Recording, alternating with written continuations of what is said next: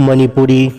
Wari Pambi Channel na tabiriba pumnamakpu amuh hana taramna ukchari ngasisu mayamgi ngaihak pothananabagidamak anauba Manipuri horror story amakak puduna lakchari. Horror story sigi maming kaungamdraba ahing. Horror story se amuk taminarasi. Matamdo aina class 7 muk karakpa adwaidani aigi upanopa aduna ani suba tamlingaidani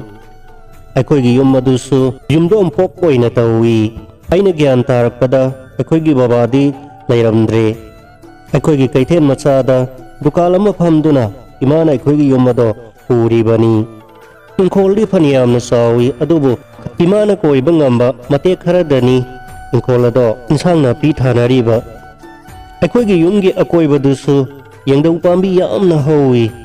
matamdo inga nongjugi yamna kanna nongchu khraba ngaihakta phawba hangdabana aikoi sanaba phangaktaba yamna kuire aikoi ga toina sanaminaba imanaba imanabi singsu aikoi da lagtre aikoi nasu makoi da chatluba yadre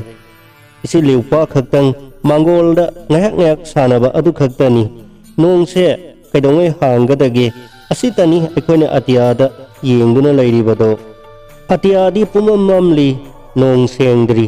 adubu nimit nini humni nong taraktaba adudadi aikoi sanapam sumang mangol adu kharadi kangle nungthildo dukan thoklamdaida imana hairami nachuno pa chathokkanuko nong taraktau mali sumangda fauriba singkharase lausilamuko migiduga sana khona basalunuko nong tarabadi nachin naupa imungda adum leiramuko hairamaga imasu dukalda thokre aina aikoigi nanaudo thanamaga aikoiga hek sanaminaba imanabi singdo loina sananaba hawrure aihaki matungda makoise loina laknaduna aikoigi sumang aduda aikoina khulokpi sanaminai aduga nanauna magi mamanaba aniga trikapi sanaminai ngaihaktangdi aikoi yamna nungaina sanaminarami adubu mikub singado kamdona hawkhibano khanghaude ngaihaki matungda nungsit khara sitpa horaklami atiyada khajitang nganthoklamaba adusu mamsilakle imanabi sing adusu magi yumda prap chenakre nong tarkadore chelo nong tarkadore haiduna chanakre aisu imana hairamba adugumna nanauga aiga sumangda foramba singkharado prap lausinminare ngaihaki matungdadi akanba nungsit ka loinana yamna kanna nongdo chutharaklami nungthilgi matamdo numidangga sap manakre maikai khudingmak pumamamle yumgi yingthamathakta haithaduna leiriba yengdau sing aduna akanba nungsit ki safu aduda hangat handa humbado akanba makol ama thoklami makol aduda aidi yamna kiba fawraklami nungsit ka loinaba nong aduna aikoina leiriba maikai adomda humjilaktuna mangolgi dari adu fawba tangkhai yawna sotsilaklami nanauga aikoini laik parambagi mangolda thariba fakado aina lawkhattuna ponsillamni aduga nanauga aiga fakmanung aduda punna phaminaduna nong nang hangkhro haiduna jinda murum solami aikoigi thangnabada laiba bubok adusu mahusadi hek marak laktuna aikoida nungai ba wari ka libirambani ngasidi nong yamna kanna churakadauba manba aduda masu kiduna laktraba male nanauna sise yum manungda oina leirusiba hairakpaduda aina aikoigi thangnabada laiba bubo aduna nong malibi khiba butki wari ama khangning singakpaduda ai khangki kiraklami nanauna haiba duda aina yaramde tali yum manungdane hena kijai haiduna khoini tumina phak manung aduda nanaudo aina konsinbiduna hamduna leirami nongdo hangbu kauba leitre matamdo numidang wai oisilakpaga nong mangbagi mambaga umam silakle ipanupa dusu kapkhalakle chiche imungda leirusi haina ningai tawkhalakle umam silaklaba adudadi aisu mapanda leibado adum kiraktuna nanawado puduna imungda sangaklami aduga maikhet khetuna thongmayado sukhatlami thongado cheche ton silami mama nang laklo ba mama nang hujikphau laktridi karigino haiduna chinda murum murum sonjai nongdo tamna tamna khara khara patharakle aigi thamoida harauba nungaiba ama phauki nong hanglabanina mama su laklani khanjarui adugadi khangaba mikupta nong ado amukta hanagi matawgumna akanba nungsitka loinana kanna amuk chuthaba horaklami nanaudo kablaklami kiche mama do hujikphau laktrisi karigino kiche kiye haiduna kablakpa aduda aisu kidi amna ki adubu nanaubu themnanaba kinu kiche laibasidi mama laklani haiduna nanaudo kanna themba honai matam adumaktada aikhoigi saksang adomda kolik ningkhai khibagi konjel ama hangta tai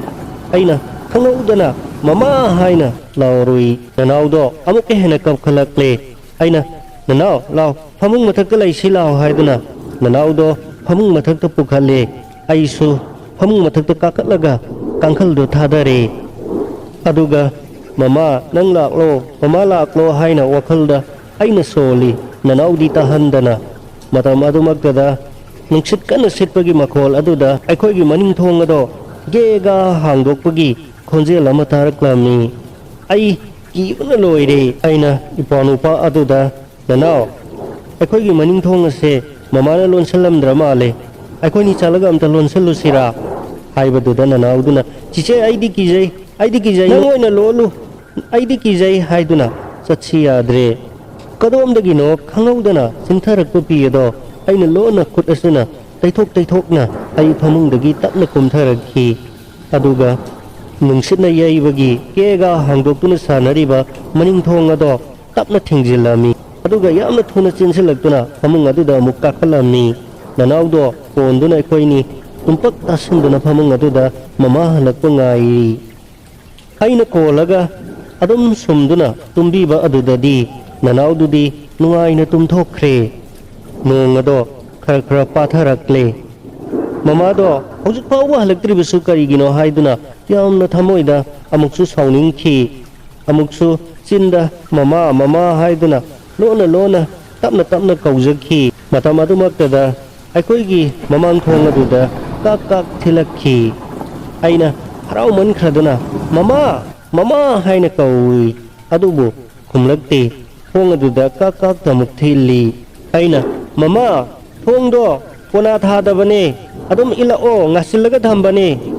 thongon chaido mathantada tujakhini khara namlao wi thong ado ge launa amuktang namla i aidi mama lakle khanduna yamna harauki thamoidasu sauningba amasu yauki mama do masasing nungsiba khangda male nungsit maragasida masasingbu yumdom pok asida hundoklaga thaname hujik phawba lakte khanduna amuksu mamabu warauki aduna aina tuminna lairami mamana hana kaurakpado ngairami adubu mamadi mahusa yum hek lakpaga ibema haina hani hekta kaurakpani adubu thongdi namlaklaga mamana ibema haina kauraktabaduda aina maingal aduda mama changlakpra hainuna munna yengi adubu yum manungdadi kanamata changlakpa ude ai hena sauninglakhi mamana tawribase karino khanduna huklauna phamungdagi hogatuna makhada kumthara ami mapanda soiduna posai loisilamkini khanduna parap thoraklami aduga thongado khanghang hangdo i kanano ma parap aikhoigi yengdaw hauriba maninglom adomda satkibadawna ukhi ai swai lauki aina parap chensilaktuna thongado khangting thingjili aduga pona thajilaga phamung mathakta amuk kakhatuna sut kaptuna lai handa mukti ai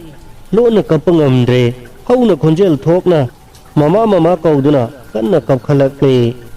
aina sumna kapaduda nanawdu su tumma yadramale hogala e chiche mama halakribo mama haina kanna kauraknami aina kapaduda masu kanna kapa e matang aduda mapandagi ibema haina aibu kauraknami mamagi khonjel ado tabada ai wakhalda mama haidokhi adubu sauningba amaso faurakhi tuminna akibaga loinana hojikta mamang thilakhiba adubu kanano mamara natraga fataba laila ijala khanduna mamana kaubado ꯑꯩ ꯁꯨꯈꯨꯝ ꯈꯨꯝꯗ꯭ꯔꯦ ꯊꯣꯡ ꯑꯗꯣ ꯀꯟꯅ ꯀꯟꯅ ꯊꯤꯜꯂꯛꯑꯦ ꯏꯕꯦꯝꯃ ꯏꯕꯦꯝꯃ ꯅꯅꯥꯎ ꯅꯅꯥꯎ ꯍꯥꯏꯅ ꯏꯃꯥꯅ ꯀꯧꯔꯛꯏ ꯊꯣꯡ ꯍꯥꯡꯉꯨꯁꯦ ꯊꯣꯡ ꯍꯥꯡꯉꯣ ꯃꯃꯥꯅꯦ ꯅꯈꯣꯏꯕꯨ ꯇꯨꯝꯅꯔꯕꯣ ꯏꯕꯦꯝꯃ ꯏꯕꯦꯝꯃ ꯍꯥꯏꯅ ꯏꯃꯥꯅ ꯍꯟꯖꯤꯟ ꯍꯟꯖꯤನ್ ꯐꯅ ꯀꯨꯏꯅ ꯀꯧꯔꯕꯗꯨꯗꯗꯤ ꯑꯩꯗꯣ ꯐꯨꯛ ꯂꯥꯎꯅ ꯍꯧꯒꯠꯇꯨꯅ ꯅꯅꯥꯎꯒ ꯑꯩꯒ ꯄꯨꯟꯅ ꯊꯣꯡꯃꯤꯟꯅꯔꯛꯇꯨꯅ ꯊꯣꯡꯒꯤ ꯀꯣꯅꯥꯗꯣ ꯍꯥꯡꯗꯣꯛꯑꯦ ꯃꯃꯥꯗꯣ ꯄꯔꯞ ꯄꯔꯞ ꯆꯪꯂꯛꯏ ꯃꯃꯥꯗꯣ ꯃꯁꯥꯗꯣ ꯄꯨꯡꯆꯣꯠ ꯆꯣꯠꯂꯤ ꯈꯨꯗꯩ ꯑꯃ ꯂꯧꯔꯒ ꯃꯁꯥꯗꯣ ꯇꯩꯊꯣꯛꯅ ꯀꯔꯤꯅꯣ ꯅꯈꯣꯏꯅꯤꯕꯨ ꯀꯞꯄꯤꯔꯣ ꯀꯞꯀꯅꯨ ꯁꯤ ꯏꯆꯥꯁꯤꯗꯤ ꯏꯃꯥꯅꯦ ꯉꯁꯥꯏꯅ ꯍꯜꯂꯛꯅꯤꯡꯗꯨꯅ ꯇꯧꯔꯕꯅꯤ ꯑꯩꯒꯤꯗ ꯗꯨꯀꯥꯟꯗ ꯄꯣꯠꯆꯩ ꯂꯩꯕ ꯂꯥꯛꯄ ꯅꯨꯄꯥ ꯃꯆꯥ ꯑꯃꯅꯦ ꯗꯨꯀꯥꯟ ꯃꯃꯥꯡꯗ ꯊꯥꯕ ꯂꯥꯡꯈꯣꯡꯒꯤ ꯊꯣꯡꯒ꯭ꯔꯥꯗꯣ ꯑꯗꯨꯗ ꯇꯨꯁꯤꯟꯗꯨꯅꯅꯦ ꯃꯈꯣꯡ ꯑꯗꯨ ꯂꯩꯊꯦꯛꯈꯤꯗꯨꯅ ꯃꯥꯕꯨ ꯑꯃꯨꯛ ꯃꯌꯨꯝ ꯇꯥꯅ ꯑꯃꯨꯛ ꯊꯤꯜꯂꯨꯔꯤꯕꯅꯤꯅꯦ ꯑꯗꯨꯗꯒꯤ ꯑꯃꯨꯛ ꯊꯣꯔꯛꯄꯗꯅꯦ ꯂꯝꯕꯤꯗ ꯅꯣꯡ ꯑꯁꯦ ꯀꯟꯁꯤꯜꯂꯛꯄꯗꯨꯗ ꯅꯣꯡ ꯅꯨꯡꯁꯤꯠ ꯃꯔꯛꯁꯤꯗ ꯆꯠꯄꯗ ꯂꯝꯕꯤꯗ ꯎ ꯋꯥ ꯑꯃꯨꯛ ꯇꯦꯛꯂꯛꯇꯅ ꯑꯃꯨꯛ ꯐꯔꯛ ꯇꯥꯅꯤ ꯍꯥꯏꯗꯨꯅ ꯉꯥꯏꯍꯥꯛ ꯑꯃꯨꯛ ꯄꯜꯂꯨꯔꯤꯕꯅꯤꯅꯦ ꯁꯤꯁꯦ ꯍꯧꯖꯤꯛꯇꯤ ꯃꯃꯥ ꯂꯥꯛꯏꯗꯅ ꯁꯤꯁꯦ ꯆꯥꯛ ꯊꯣꯡꯗꯣꯛꯅꯕ ꯇꯧꯔꯁꯤ ꯀꯞꯀꯅꯨ ꯍꯥꯏꯗꯨꯅ ꯃꯃꯥꯅ ꯑꯩꯈꯣꯏꯅꯤꯕꯨ ꯊꯦꯝꯖꯤꯜꯂꯤ ꯆꯥꯛꯁꯪ ꯑꯗꯨꯗ ꯐꯛ ꯊꯥꯗꯨꯅ ꯑꯩꯈꯣꯏꯅꯤꯕꯨ ꯐꯝꯍꯜꯂꯤ ꯑꯗꯨꯒ ꯃꯃꯥꯅ ꯆꯥꯛ ꯊꯣꯡꯉꯤ ꯊꯣꯡꯉꯩꯒꯤ ꯃꯩꯉꯥꯜ ꯑꯗꯨꯗ ꯏꯃꯥꯅ ꯑꯩꯉꯣꯟꯗ ꯃꯨꯟꯅ ꯌꯦꯡꯂꯒ ꯀꯔꯤꯅꯣ ꯅꯪꯕꯨ ꯍꯧꯖꯤꯛ ꯐꯥꯎꯕ ꯀꯞꯂꯤꯕꯔꯣ ꯁꯦ ꯃꯇꯨꯡꯗꯒꯤꯗꯤꯅꯦ ꯅꯣꯡ ꯇꯥꯔꯕꯗꯤ ꯃꯃꯥ ꯗꯨꯀꯥꯟꯗꯒ ꯑꯃꯠꯇ ꯊꯣꯛꯑꯔꯣꯏꯗꯧꯅꯤ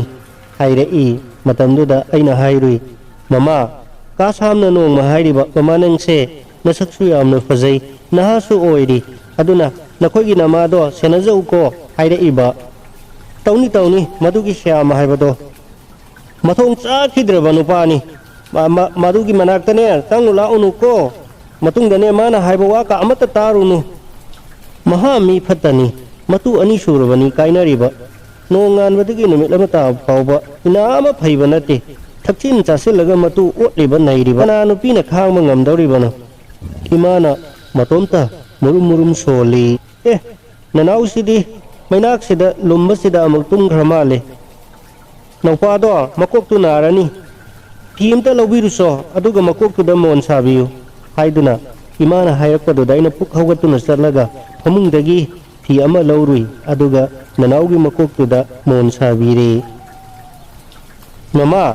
ꯅꯪ ꯉꯁꯥꯏ ꯑꯃꯨꯛ ꯂꯥꯛꯑꯝꯕ꯭ꯔꯥ ꯑꯩꯅ ꯍꯪꯂꯨꯕꯅꯤ ꯉꯁꯥꯏ ꯊꯣꯡꯗ ꯀꯥꯛ ꯊꯤꯜꯂꯛꯑꯝꯕ꯭ꯔꯥ ꯅꯪꯕꯣ ꯊꯤꯟꯗꯦ ꯃꯃꯥꯗꯤ ꯉꯁꯥꯏ ꯑꯃꯨꯛ ꯆꯪꯂꯛꯑꯝꯗ꯭ꯔꯤꯌꯦ ꯍꯧꯖꯤꯛ ꯂꯥꯛꯏꯁꯤꯅꯦ ꯑꯩ ꯏꯇꯣꯝꯇ ꯈꯟꯖꯩ ꯑꯣ ꯑꯗꯨꯗꯤ ꯉꯁꯥꯏ ꯊꯣꯡꯗ ꯊꯤꯜꯂꯛꯑꯝꯕꯗꯨꯕꯨ ꯀꯅꯥ ꯑꯣꯏꯔꯤꯒꯕꯅꯣ ꯑꯩꯅ ꯏꯇꯣꯝꯇ ꯈꯟꯖꯩ ꯃꯃꯥꯅ ꯌꯥꯝꯅ ꯇꯥꯊꯤꯕ ꯑꯗꯨꯒ ꯑꯩꯉꯣꯟꯗꯁꯨ ꯅꯃꯥꯁꯦ ꯅꯁꯛ ꯅꯇꯧ ꯐꯖꯩ ꯅꯃꯥꯁꯦ ꯌꯨꯝ ꯄꯥꯟꯈꯤꯅꯤꯀꯣ ꯆꯦꯛꯁꯤꯜꯂꯨꯀꯣ ꯄꯥꯅꯖꯧꯀꯣ ꯍꯥꯏꯅ ꯀꯔꯦꯝꯅꯗꯨꯅ ꯍꯥꯏꯔꯛꯈꯤꯕ ꯀꯀꯥ ꯁ꯭ꯌꯥꯝꯗꯨ ꯑꯣꯏꯔꯤꯕ ꯖꯥꯠꯂꯥ ꯑꯁꯨꯝꯅ ꯇꯨꯃꯤꯟꯅ ꯈꯟꯗꯨꯅ ꯂꯩꯔꯤꯉꯩ ꯃꯇꯥꯡ ꯑꯗꯨꯗ ꯑꯩꯈꯣꯏꯒꯤ ꯌꯦꯅꯈꯥꯔꯣꯝꯗ ꯑꯍꯧꯕ ꯃꯈꯣꯜ ꯑꯃꯈꯛ ꯇꯥꯈꯤ ꯑꯩꯅ ꯃꯃꯥ ꯍꯧꯖꯤꯛꯀꯤꯗꯨꯕꯨ ꯀꯔꯤ ꯃꯈꯣꯜꯅꯣ ꯍꯪꯂꯨꯕꯗ ꯃꯃꯥꯅ ꯌꯦꯅꯈꯥꯗ ꯈꯨꯗꯦꯡ ꯉꯥꯗꯨꯅ ꯊꯝꯂꯝꯕꯅꯤ ꯅꯨꯡꯁꯤꯠ ꯁꯤꯠꯄꯁꯤꯗ ꯇꯨꯔꯤ ꯑꯣꯏꯔꯝꯅꯤ ꯅꯣꯡ ꯆꯤꯡ ꯇꯥꯕꯁꯤꯗ ꯈꯨꯗꯦꯡꯗꯣ ꯏꯃꯨꯡꯗ ꯊꯝꯗꯕ ꯌꯥꯔꯣꯏ ꯍꯣꯔꯦꯟ ꯅꯣꯡ ꯆꯤꯡ ꯃꯔꯛꯁꯤꯗ ꯃꯄꯥꯟ ꯏꯄꯥꯟ ꯊꯣꯛꯅꯤꯡꯉꯛꯑꯗꯤ ꯅꯈꯣꯏꯁꯨ ꯃꯄꯥꯟ ꯊꯣꯛꯄ ꯅꯨꯡꯉꯥꯏꯔꯣꯏ ꯃꯃꯥ ꯑꯝꯇ ꯂꯧꯁꯜꯂꯨꯈꯤꯒꯦꯀꯣ ꯍꯥꯏꯗꯨꯅ ꯂꯦꯝꯇꯦꯟ ꯊꯣꯡꯃꯩ ꯑꯗꯣ ꯄꯥꯏꯗꯨꯅ ꯃꯃꯥꯗꯣ ꯃꯅꯤꯡꯂꯣꯝꯗ ꯊꯣꯛꯈꯤ ꯉꯥꯏꯍꯥꯛꯀꯤ ꯃꯇꯨꯡꯗ ꯃꯃꯥꯅ ꯍꯣꯏ ꯏꯃꯥ ꯀꯅꯥꯅꯣ ꯍꯥꯏꯅ ꯈꯪꯂꯥꯎ ꯂꯥꯎꯕ ꯈꯣꯟꯖꯦꯜ ꯑꯗꯣ ꯇꯥꯕꯗ ꯑꯩ ꯁ꯭ꯋꯥꯏ ꯂꯥꯎꯈꯤ ꯃꯃꯥꯗꯣ ꯄꯔꯞ ꯆꯦꯟꯁꯤꯜꯂꯛꯈꯤ ꯑꯗꯨꯒ ꯃꯅꯤꯡ ꯊꯣꯡ ꯑꯗꯣ ꯀꯟꯅ ꯂꯣꯟꯁꯤꯜꯂꯝꯂꯒ ꯆꯥꯛꯁꯪ ꯇꯥꯅ ꯆꯦꯟꯁꯤꯜꯂꯛꯄꯗꯨꯗ ꯃꯃꯥ ꯀꯩꯗꯧꯔꯒꯦ ꯀꯅꯥꯅꯣ ꯀꯔꯤꯅꯣ ꯍꯥꯏꯅ ꯑꯩꯁꯦ ꯀꯞꯅꯤꯡ ꯇꯧꯅ ꯃꯃꯥꯗ ꯍꯪꯉꯨꯏ ꯏꯕꯦꯝꯃ ꯀꯩꯁꯨ ꯅꯠꯇꯦ ꯍꯥꯏꯅ ꯏꯄꯥ ꯄꯥꯈꯠꯅ ꯁꯣꯔꯗꯣ ꯆꯅꯤꯡ ꯆꯃꯥꯡ ꯇꯥꯗꯅ ꯃꯃꯥꯅ ꯄꯥꯈꯠꯅ ꯇꯧꯕꯗꯣ ꯎꯕꯗ ꯃꯃꯥ ꯑꯣꯏꯗꯕ ꯉꯥꯡꯅꯣ ꯀꯔꯤꯅꯣ ꯍꯪꯖꯤꯜꯂꯨꯏ ꯃꯗꯨꯗ ꯃꯃꯥꯅ ꯀꯅꯥꯅꯣ ꯈꯨꯗꯦꯡ ꯂꯧꯁꯤꯟꯒꯦ ꯇꯧꯔꯤꯉꯩꯗ ꯃꯨꯁꯤꯟ ꯃꯨꯕ ꯁꯛꯇꯝ ꯑꯃꯈꯛ ꯃꯃꯥꯒꯤ ꯃꯥꯡꯗ ꯂꯦꯞꯇꯨꯅ ꯂꯩꯔꯝꯃꯤꯅꯦ ꯏꯕꯦꯝꯃ ꯑꯩꯅ ꯈꯪꯍꯧꯗꯅ ꯍꯥꯏꯗꯣꯛꯂꯨꯏ ꯃꯃꯥ ꯀꯥꯁꯥꯝ ꯑꯣꯏꯔꯤꯖꯥꯠꯂꯣ ꯍꯩ ꯇꯨꯃꯤꯟ ꯂꯩꯌꯨ ꯍꯩ ꯑꯣꯏꯔꯝꯃꯣꯏ ꯃꯤꯉꯣꯟꯗꯒ ꯍꯥꯏ ꯂꯥꯛꯅꯨꯀꯣ ꯑꯗꯨꯏ ꯋꯥꯗꯣ ꯁꯦ ꯆꯥꯛꯁꯦ ꯃꯃꯥ ꯄꯔꯞ ꯂꯣꯏꯁꯤꯟꯕꯤꯔꯒꯦ ꯆꯥꯛ ꯏꯁꯤꯡ ꯆꯥꯔꯒꯅꯦ ꯈꯔ ꯉꯟꯅ ꯇꯨꯝꯈ꯭ꯔꯁꯤ ꯃꯃꯥꯅ ꯈꯔ ꯇꯞꯂꯞꯅ ꯃꯆꯤꯟꯗ ꯅꯣꯡꯊꯤꯛ ꯅꯣꯡꯅꯤꯡꯕꯁꯦ ꯑꯩꯈꯣꯏꯒꯤ ꯏꯪꯈꯣꯜꯁꯦ ꯑꯁꯨꯝꯅ ꯍꯦꯛ ꯃꯆꯤ ꯐꯣꯡꯉꯤ ꯍꯥꯏꯅꯕꯅꯤꯅꯦ ꯍꯥꯏꯅ ꯃꯨꯔꯨꯝ ꯁꯣꯜꯂꯤ ꯃꯃꯥꯅ ꯍꯥꯏꯔꯤꯕꯗꯣ ꯀꯔꯤꯅꯣ ꯍꯥꯏꯕ ꯑꯩ ꯚꯥꯞ ꯇꯥꯗꯦ ꯑꯩꯅ ꯃꯃꯥꯗ ꯃꯃꯥ ꯑꯩꯈꯣꯏꯒꯤ ꯊꯪꯅꯕꯗ ꯂꯩꯔꯤꯕ ꯕꯨꯕꯣꯛ ꯑꯁꯦ ꯃꯥꯗꯤ लाइगे वारी सानवा हैसु हाय मागी थबक लेरबदी लोन लाई कौथोगने लाइदुदा पाखोन सिए थबक का तहोली हाय चुमरो ममा ममाना नकोइद बुबोन फागी तौदुना हाइरि ओयमनी इबेमा अखोइगी दुप लेरिदाइने दुपतो मसे अनिद समखलु अदुगने इमुंगदा अमा थारमु अदुगने चाक्संगदा अमा पोरओ हाइरकपदुदा आइना ममा अखोइदी दुप थौमै थाखे आइना ngसाइना नुमि ताद्रिङैदा अदुदगी ममाना ओ फरे फरे से हाइदुना मा पुक्लाउना हौगलगा मेंक्रुक थमलिबदो मेंक्रुक तो खरा लौरुरगा अखोइगी कंबी अदुदा हापलगा मेंक्रुक तो थागलमी आइना ममादा हंगी ममा अखोइगी दुप थौमै थानख्रबनी करिगिनो मेंक्रुक अमु थारिबदुबो ममाना इपन पंदना मेंक्रुक मनम नंबसे आइदी यामना नुंसी मेंक्रुक मनम तारबदी हक्सांग से टेक टेक खल्ली अदुना दुम मनम नमनिंगदुना तौबनीदा असुमना ममाना साक प्रप प्रप लोइसिलक्तुना अखोइ साक खरा सामिनरगा अहिंग अदुमा हौख्रे नोंगालगा ममाना लेकाइगी थबक सुबा अहल अनिखक लेक्तुना युमगी अकोइबदा हौरिबा उवासिंग अदुगी मसादो फजना थादोकमी अदुगा यंगदौसिंग अदो खरा अमसु यानथोक्खि हप्ता अमुक लेरगा अखोइगी नेने खोइना अखोइगी मनिंगदा कोइबा ngamdaduna लेरिबा अहांगबा असोंगबा मफमसिंग अदो लोइना हाइदोक्तुना यानथलबा मतुंगदा मदुदा मखोइना पोसै थानखि ममादा हंगबदसु असेंगबा पाउखुम फंखिद्रबा ममाना करी खनखि करी खलमगनी करीमत खंगदना हौख्रबा सांख्रबा मतम कयासी लेनख्रबा मतुंगदा मतम अदुगी थौदोकदो अहिंगदुगी वारी अदो निंगसिंगलुबमक्तदा अइना ngasi फावबदा हंगजखि नुमितुदा ओइख्रिबा मौंग अदुबु करिनो तसेंगनमक अहिंग अदुदा फत्रबा कासामदो अखोइदा लाखिबरा नत्रगना नोंथिक नोंमुंगबा अहिंग अदुदा अखोइगी युमगी अकोइबदा फतबा लाई तिन्ना तमनखिबरा